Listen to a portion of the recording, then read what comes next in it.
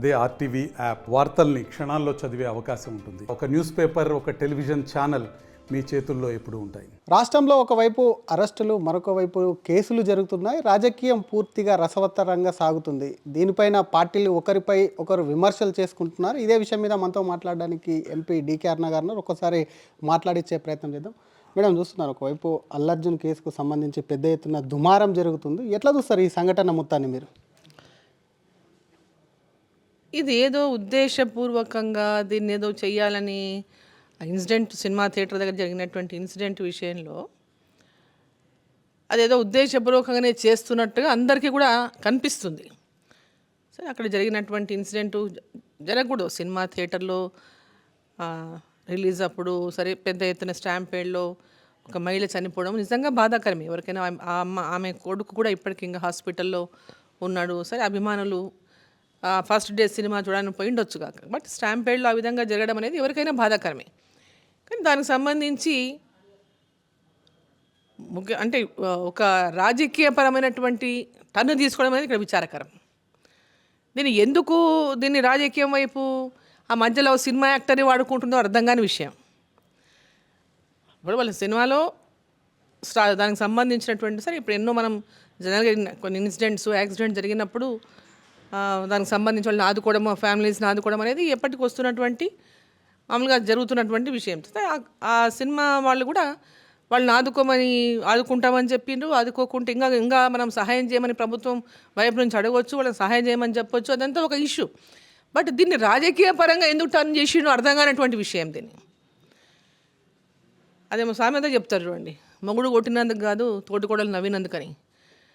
ఇదేదో ఎక్కడంటే మేము మీడియాలో చూస్తున్నటువంటి ప్రకారం ఏంటంటే ఎక్కడో ముఖ్యమంత్రి గారి పేరు తీసుకోలేదని, దాని గురించి కేటీఆర్ మాట్లాడినందుకే ఇదంతా జరిగిందనేది పెద్ద చర్చ జరుగుతుంది. ఏదైనా కూడా ఈ విషయం తెలంగాణ రాష్ట్రంలో ఇంత పెద్ద రచ్చ జరగడం అనేది సరైనది కాదు, సమంజసం కూడా కాదు. ఇది ఒక కుట్ర కోణంలోనే జరుగుతుందనేటువంటి అనుమానం కూడా కలుగుతుంది. కాంగ్రెస్ పార్టీ నిన్న వాళ్ళ ఇంటిపైన పోయి దాడి చేయడం చూస్తుంటే కూడా అంటే కాంగ్రెస్ పార్టీ దాంట్లో ఉన్నోళ్ళంతా కాంగ్రెస్ పార్టీలో ఉన్నోళ్ళే, ఏదో ఓయూ చేసి అది ఇదని చెప్తున్నారు. కానీ ఆ ఫొటోస్ పేపర్లు చూసే కానీ మాకు కూడా కొంతమంది తెలుసు దాంట్లో ఉన్నోళ్ళు కాంగ్రెస్ పార్టీలో ఉన్నటువంటి వాళ్ళే. బట్ వెనక ఎవరిదో సపోర్ట్ లేకుండా వాళ్ళు అక్కడ పోయి దాడి చేయడం అనేది ఉండదు. అంటే కాంగ్రెస్ నేతల సపోర్టే ఉందంట, ఖచ్చితంగా ఉంటుంది. సపోర్ట్ లేకుండా వాళ్ళు అంత ధైర్యంగా పోయి వాళ్ళ మీద దాడి చేయడం అనేది సాధ్యమవుతుందా? కాదు. కాబట్టి ఇక్కడ నేనేమంటున్నా అంటే ఇప్పుడు న్యాయం గురించి మాట్లాడుతుండ్రు,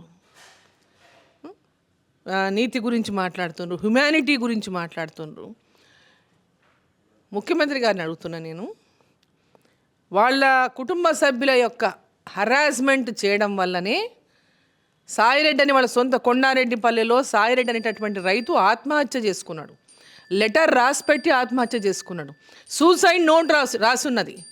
దాని మీద ఒక కేసు లేదు, ఒక కథ లేదు, ఒక రిప్లై లేదు, ఒక మాట లేదు, ఏమీ లేదు ఇప్పటిదాకా. ఎవరి నోట్లోంచి ఒక మాట రాలే. పోలీసుల నోట్లోకి వెళ్ళి ఒక మాట రాలే, నాయకుల నోట్లోకి వెళ్ళి ఒక మాట రాలే. దానికి మానవత్వం అవసరం లేదా? బాటా ఇవ్వకుండా వేధించిందని దాదాపు 70 ఏళ్ల పైన ఉన్నటువంటి వృద్ధుడు ఆ గ్రామానికి సర్పంచ్గా చేసి అనేక సార్లు ఆయన మనోవేదనతోన సూసైడ్ చేసుకుంటున్నా అని సూసైడ్ నోట్ రాసి చనిపోయినప్పుడు మరి ఎక్కడ పోయింది పోలీస్ వ్యవస్థ? ఎక్కడ పోయింది? అంటే ఎవరి ప్రాణమైనా ప్రాణమే కదా. అంటే ముఖ్యమంత్రి గారి కుటుంబ సభ్యులు వేధిస్తే అని చనిపోతేనేమో ప్రాబ్లం లేదు, అది కేసులు కావు, కంప్లైంట్లు కావు, కంప్లైంట్ తీసుకోరు, దాని మీద కేసు పెట్టరు. కానీ ఇక్కడ మటుకు దీన్ని రాజకీయం చేస్తారు. ఇది ఏమాత్రం కూడా కరెక్ట్ కాదు. ఇది ఒక రాజకీయంగా రంగు పులిమి సినిమా ఇండస్ట్రీని వేధిస్తున్నట్టుగా కనిపిస్తూ ఉంది ఇక్కడ. ఇది సరైనది కాదు. తెలంగాణ రాష్ట్రానికి ఇది మంచి తీరు అంటే ఒక మంచి వాతావరణం లేకుండా ఈరోజు ఒక భయానక వాతావరణం ఈ రాష్ట్రంలో ఏర్పడింది. ఒక పక్కనేమో రియల్ ఎస్టేట్ కుదేలైపోయింది, హైడ్రాని తీసుకొచ్చి రియల్ ఎస్టేట్ కుదేలైపోయింది ఒక పక్క. మళ్ళీ ఇప్పుడు సినిమా ఇండస్ట్రీ మీద ఈ రకమైనటువంటి వేధింపులు అయితే అసలు తెలంగాణ పరిస్థితి ఏంది? అసెంబ్లీలో అక్బరుద్దీన్ గారు ప్రశ్న అడుగుతారు, అంటే అడిగిపించుకుంటారు. అసెంబ్లీలో చర్చించాల్సినటువంటి అవసరం ఉందా ఇష్యూని? పబ్లిక్ ఏం సంబంధం దీంతోని? కానీ కొంతమంది రాజకీయం చేస్తున్నారు, రాజకీయ పార్టీలు కాబట్టి నేను మాట్లాడాల్సి వస్తుంది, అది కూడా వాళ్ళు అడిగిన క్వశ్చన్కు రిప్లై ఇస్తున్నామని చెప్తున్నారు. బీజేపీ మీద కూడా అదే చెప్తున్నారు. బీజేపీ ఎందుకు రాజకీయం చేస్తుంది, ఆ పాపను ఆ బాబుని ఇప్పటివరకు పరామర్శించలేదు, ఆ కుటుంబాన్ని కూడా పరామర్శించక రాజకీయం చేస్తుంది అంటున్నారు.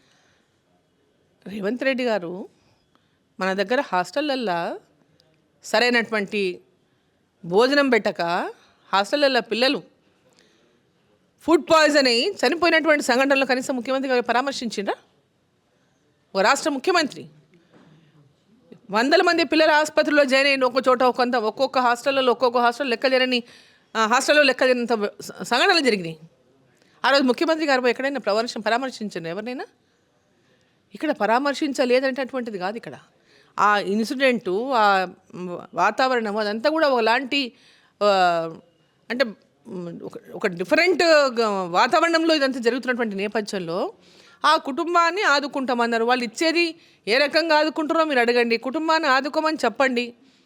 వాళ్ళు ఇచ్చేది సరిపోదంటే ఇంకా ఎక్కువ ఇవ్వమని అడగండి. అది వేరే విషయం.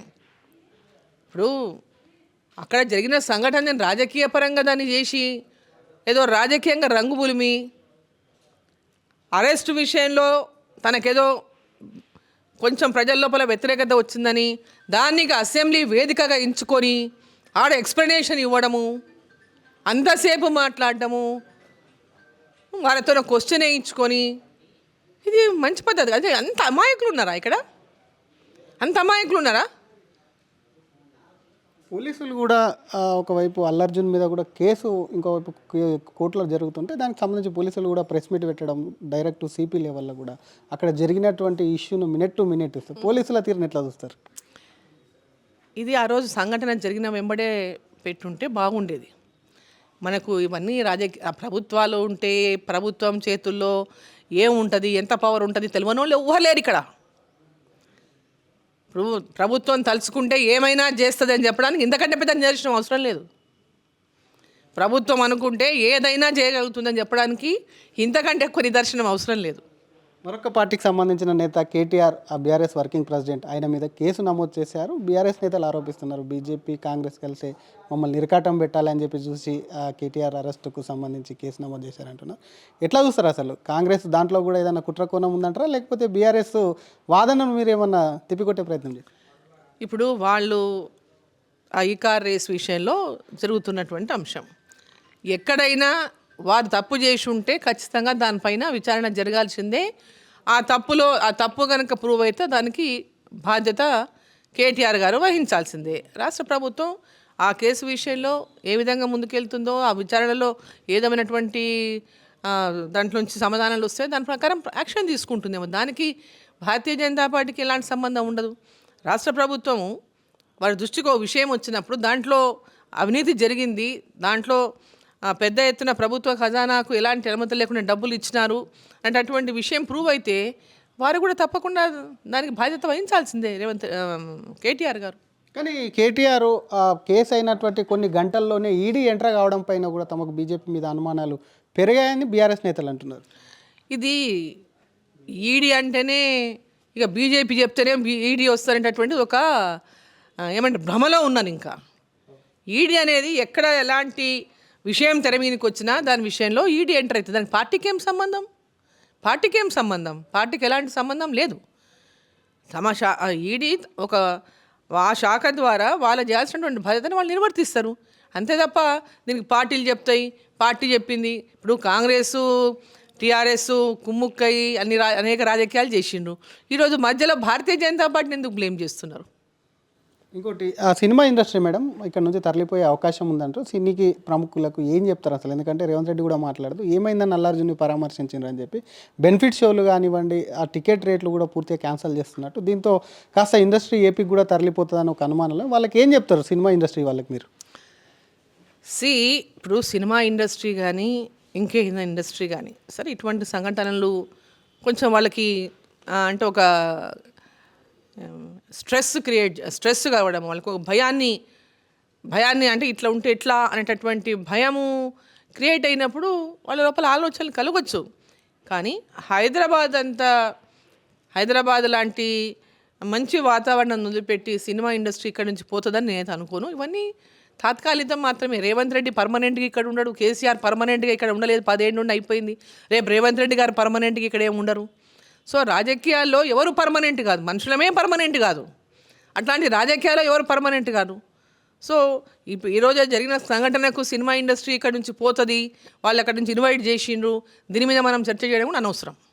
Thank you madam. ఇది ఒక పక్క కూడా దీనికి అల్లర్జున్ విషయాన్ని కూడా ఇంత రాద్ధాంతం చేయాల్సినటువంటి అవసరం లేదు. ఇది ఒక రాజకీయ కుట్ర కూడా దీన్ని భావించవచ్చు అని చెప్తున్నా. కేటీఆర్ ఒకవేళ తప్పు చేస్తే అరెస్టు కాక తప్పదు, తమకేం సంబంధం, ఈడీ ఆటోమేటిక్గా ఇటువంటి కేసుల్లో ఇన్వాల్వ్ అవుతుంది కాబట్టి తమకు ఆ కేసుతో సంబంధం ఏం లేదు. సినీ ఇండస్ట్రీ ప్రముఖులు కూడా ఎవరు భయపడాల్సినటువంటి అవసరం లేదు. ఈరోజు ఉంటారు ముఖ్యమంత్రులు, రేపు వెళ్తారు కాబట్టి ఈ విషయంలో అంత గగ్గోలు పెట్టి వాళ్ళు అంత ఆలోచించాల్సినటువంటి అవసరం లేదు అంటూ బీజేపీ ఎంపీ డీకే అరుణ అంటున్నారు. కెమెరామెన్ కోటితో శ్రీధర్, RTV, హైదరాబాద్. మరిన్ని వీడియోస్ కోసం ఛానల్ ని సబ్స్క్రైబ్ చేయండి, లేటెస్ట్ అప్డేట్స్ కోసం వాట్సాప్ ఛానల్ ని ఫాలో చేయండి అండ్ లింక్ డిస్క్రిప్షన్ లో ఉంది.